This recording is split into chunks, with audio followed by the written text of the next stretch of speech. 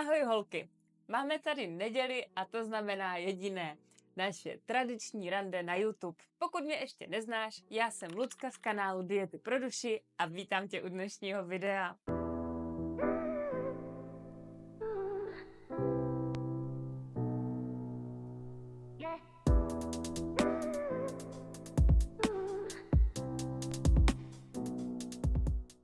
Dneska si probereme trénink, svaly a jestli je vůbec důležité cvičit, když chceš začít hubnout. Úplně nejdůležitější je mít odpověď na otázku, jestli musíš cvičit, když chceš začít hubnout. Odpověď zní ne. Kdybych se ale zeptala jinak, jestli je výhodné cvičit, když chceš hubnout, tak odpověď zní jednoznačně ano. Má to hned několik důvodů.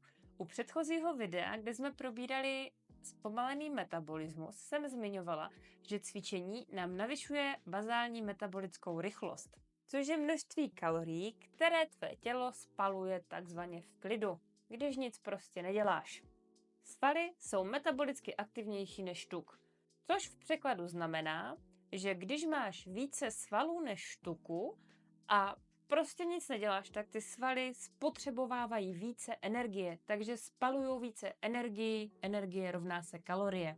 A to teda jak v klidu, tak i při běžných denních aktivitách. Když to vezmu na příkladu, budou dvě holky, budeš ty a Anička. Vy dvě půjdete cvičit. Anička už cvičí 5 let, takže má nějakou svalovou základnu. Ty jsi ve cvičení úplně začátečník, takže máš ve svalech co dohánět. Když budete vy dvě dělat to stejné, nikdy to nebude to stejné, protože Anička u toho bude spalovat určitě více kalorií než ty. A to i při běžných denních aktivitách, jako je třeba vytírání, uklízení, věšení prádla, žehlení, prostě cokoliv, co děláš běžně přes den. Tohle může být pro tebe takové malé vysvětlení toho, proč teda ty ostatní holky hubnou rychleji a nemají problém si udržet formu. Odpověď jsou svaly. Cvičení, respektive to, když začneš ztrácet tuk a nabírat svaly, pro tebe znamená to, že začneš mít lepší tělesnou stavbu. Taky ale pozor, znamená to, že svaly jsou hustší a kompaktnější než tuk, takže můžeš trošičku začít přibírat na váze, protože první fáze je, že si to tam tak společně, jak bych řekla, trošku bije a dokonce začneš do těch svalů třeba natahovat i více vodu, a pak si stoupneš na váhu a přibereš třeba 2 nebo 3 kila, což pro tebe může být z začátku opravdu hodně demotivační. Takže za mě ideální, když začínáš cvičit, fotit se a měřit se. Na váhu by v tomto případě úplně pravidelně nestoupala. Jako vstupní data si můžeš vzít třeba nějakou lepší váhu, buď to jsou Tanity, nebo různě ve fitku bývají InBody, kde ti to poskytne trošičku detailnější informace. Ale to, že by jsem stála denně na váze, by jsem určitě vynechala. Ke svalům bych ráda podotkla to, že pokud se bojíš, že budeš mít příliš mužské rysy, anebo nabydeš hodně na objemu, tak tady se není opravdu čeho bát. Protože aby si vypadala prostě příliš mužsky, tak by to byla opravdu dlouhá cesta. Vhodným cvičením můžeš docílit toho, že budeš rychleji spalovat, začneš mít krásné ženské tvary a navíc tě to bude motivovat k tomu se dále posouvat. Jak si teda tréninkový plán nastavit? Nastavit si tréninkový plán je určitě super věc, pokud se většinu času necítíš motivovaná. Aby byla upřímná, motivace je něco, co ztratíš velice rychle. Klíčem je teda najít motivaci mezi tebou a cvičením, které tě bude bavit a tím pádem to pro tebe bude dlouhodobě udržitelné. Tréninkový plán by měl určitě splňovat 3 kritéria, nebo by si měla zvolit alespoň jedno z nich. Buď můžeš chtít hubnout, nabírat svaly, anebo udržovat kondici. Za mě jsou ideální všechny tyhle 3 věci dohromady. Na hubnutí je super kombinovat kardio a silový trénink. V případě toho, že chceš nabírat pouze svaly, tak je fajn zaměřit se na silový trénink a dostatečnou regeneraci. A pokud chceš zlepšit kondici, je fajn se zaměřit na kombinaci funkčních cviků a kardia, takže třeba HIIT, běhání nebo jízda na kole. Potom jsou tady úplně takové běžné základy, jako samozřejmě vyměnit třeba auto za pěší chůzi, místo výtahu vyměnit schody a aktivitu prostě dodržovat během dne.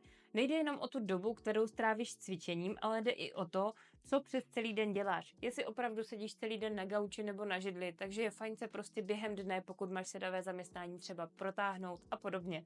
Často tady na kanále zmiňuju, že u cvičení by se měla držet toho, co tě baví.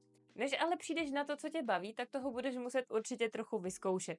Takže se tím nenech odradit a měj s tím trošku trpělivost. Nemusí tě totiž zásadně bavit tak jako všechny chodit do fitka nebo třeba hrát tenis, prostě dělat to, co je nejmodernější zrovna teď na internetu, na sítích a ve všech možných časopisech.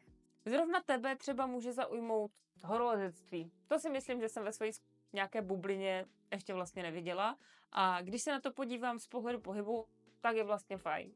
Bohužel ti tady na kanále nemůžu dát obecnou radu na to, jak by si měla přesně ty nastavit svůj nějaký tréninkový plán, protože tě úplně neznám tvůj harmonogram, jestli pracuješ na směny, nebo třeba podnikáš, nebo jezdíš celý den v autě, prostě tak, jak bych ti to přesně měla ušít na míru. Co ti ale můžu říct? K tréninku vždycky přistupuj tak, že mysli na regeneraci, nikdy necvič 7 dní v týdnu, to je jedna ze začátečnických chyb, takzvaně přepálíš začátek a potom rychle ztratíš motivaci. Co je ale chytrá cesta je to, že ke svým tréninkům budeš přistupovat tak jako k pracovním povinnostem nebo třeba k nějakým osobním. Takže ne prostě a jednoduše, jak ti to vyjde. Ty si svoje tréninky naplánuješ do kalendáře v časech od kdy do kdy si na ně vyhradíš čas. Věci na trénink si vždycky chystají předem, to už je vlastně takový první krok, to už je skoro jako by si cvičila. A hlavně si tím zajistíš to, že na tréninky nic nezapomeneš. Já ani asi neumím spočítat, kolikrát jsem přišla do fitka a chyběl mi, nevím, ručník, boty, flaška na vodu, prostě něco. Ale od té doby, co si věci, když jdu cvičit pravidelně chystám, fakt se nestane, že by mi něco chybělo. Nebo co je ještě hodně časté, tak se zapomíná třeba kladka do fitka, pokud ji tam potřebuješ. A pokud nemáš odvahu na to jít cvičit někam ven, vůbec to nevadí. Není to povinnost chodit cvičit někam mezi lidi na skupinové lekce, ale je důležité tady s tímhletím začít. Takže pokud víš, že nechceš jít cvičit ven mezi lidi, tak si začni v klidu cvičit doma. A platí tady úplně stejné pravidla. Vyhrať si na to prostor, nachystej si věci dopředu a popřemýšlej nad tím, co budeš cvičit. Ostatně časem tě tady na kanále čekají i motivační videa se mnou, teda myslím konkrétně na cvičení, nejenom na hubnutí.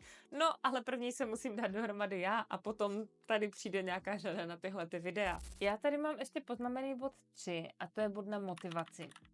A mám tady napsané, že motivace je strašně krátkodobá a že rychle odezní. A jediná rada, kterou bych ti na to asi řekla, je ta, musíš s tím počítat. Důležitější než motivace je důslednost, ne žádná snaha o dokonalost. Nikdy to nepřeháněj, protože cvičení ani ta tvoje tréninková cesta a to, jak se chceš zlepšovat, to není žádný závod, to je postupná cesta a vývoj toho, kam směřuješ. Takže když prostě budou dny, kdy se ti fakt chtít nebude, tak udělej prostě menší aktivitu, menší činnost, trošku si zkrať trénink, ale co vím zaručeně je to, že je vždycky prostě nejtěžší začít. Je to tak stejně s cvičením i s uklízením, prostě vždycky je nejtěžší vstát z toho gauče nebo prostě se k něčemu dokopat a začít.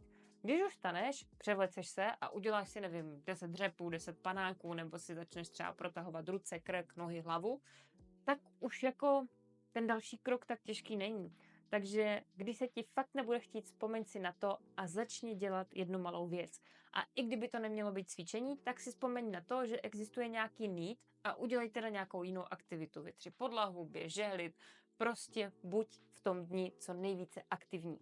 I když jsem ti říkala, že nejde paušalizovat to, jaký bychom měli mít tréninkový plán, protože prostě neznám tvůj denní harmonogram a to, jak funguješ, dám ti tady takový příklad, jak by ten tréninkový plán mohl být poskládaný. Respektive, já ti ho dám tady, protože nevím, jak by se tady úplně vešel, ale dám ti ho na Instagram do výběru tréninkový plán, takže se tam koukni, jestli tě to zajímá a udělej si třeba screen a můžeš si ho přizpůsobit potom podle sebe. Dnešní video je u konce a já doufám, že je ti trošku jasnější to, jestli ti teda v tom hubnutí to cvičení pomůže nebo nepomůže a jestli máš jasno v tom, jaký druh cvičení teda zvolíš. V příštím videu se podíváme na to, co může být za problém, pokud cvičíš a nehubneš. Abych věděla, že jsme na úplně té stejné vlně, tak mi tady nechej like a nezapomeň dát kanálu odběr, aby ti žádné další video neuteklo.